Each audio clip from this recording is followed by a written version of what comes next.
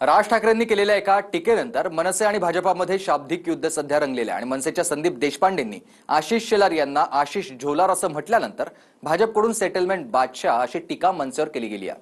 पाहूयात.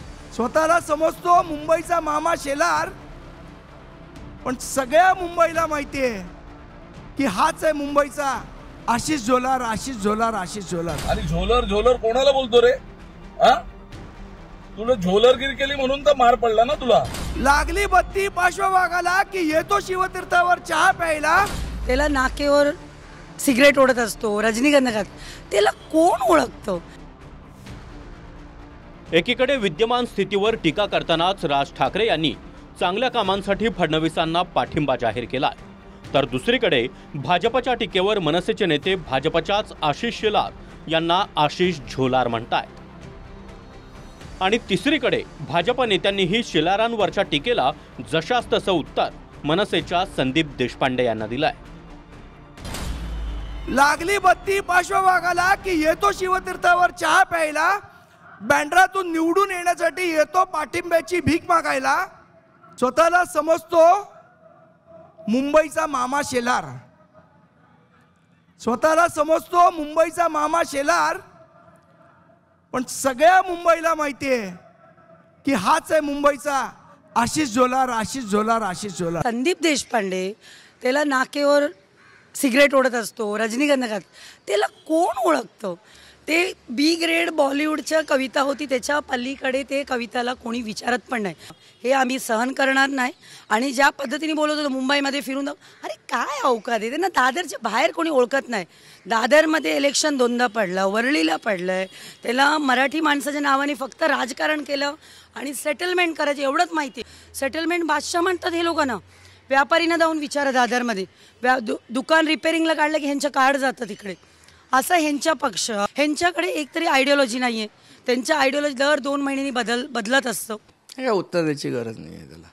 कसं आहे, त्यांना ही गोष्ट लक्षात असली पाहिजे की ते जेव्हा वैयक्तिकरित्या राजसाहेबांवर बोलतात तेव्हा आम्हालाही दुःख होतं.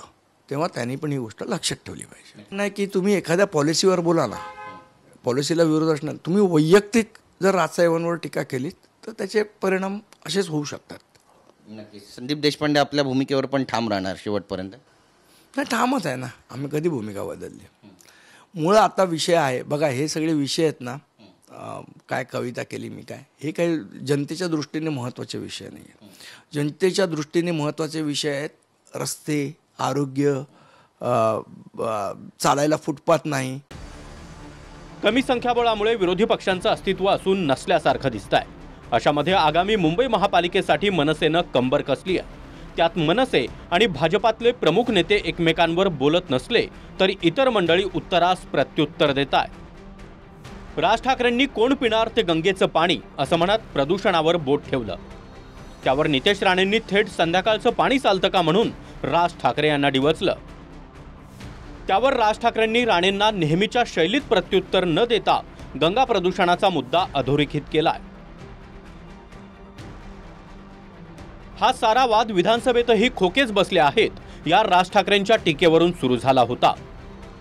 कुणाल कामराच्या वक्तव्यावर बोलताना सभागृहातल्या सदस्यांवर कुणीही काहीही बोलत असल्याचं सांगत फडणवीसांनी विरोधकांवर निशाणा साधला. मात्र राज ठाकरे यांनी केलेल्या खोक्याच्या वक्तव्याचा दाखला त्यांनी दिला नाही. याआधी संजय राऊतांनी विधिमंडळाला चोरमंडळ शब्द वापरल्यानंतर भाजपनं हक्कभंग आणला होता. कामरा प्रकरणात देखील भाजपनं सुषमा अंधारे आणि कामरा विरोधात हक्कभंग आणलाय. मात्र राज ठाकरेंच्या खोके वक्तव्यावर भाजपच्या गोटात शांतता होती. 2च महिन्यांपूर्वी जर भाजप नेते मला भेटायला येतात तर त्यांना भेटू नको का असा प्रश्न राज ठाकरे यांनी समर्थकांना केला होता. त्यानंतर शेलारांनी डिवचल्यामुळे ते किती वेळा मतांसाठी शिवतीर्थवर भीक मागायला आले असं उत्तर मनसेच्या देशपांडे यांनी दिलं. अनेक लोकांना हे असतं, साहेबांनी भारतीय जनता पक्षाच्या किंवा कोणाला नेत्यांना भेटलं नाही पाहिजे. समोरचा बोलला चहा प्यायला येतो तर काय सांगू, घरीच पी.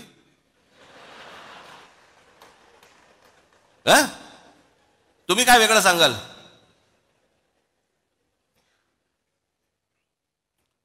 अहो पण ते मला जेव्हा भेटायला येतात ना त्यावेळेला मी तुम्हाला विकत नाही.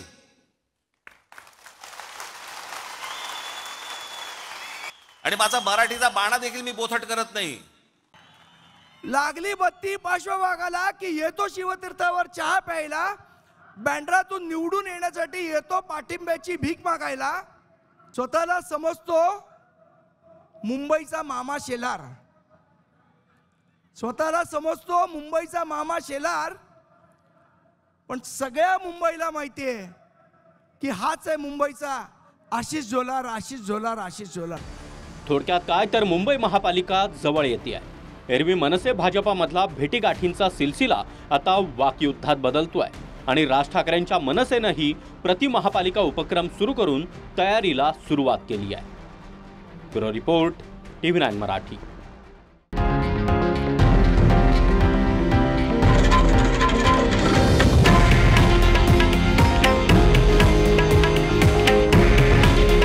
हे आहे देशातील नंबर 1 न्यूज नेटवर्क आणि आपण पाहत आहात TV9 मराठी.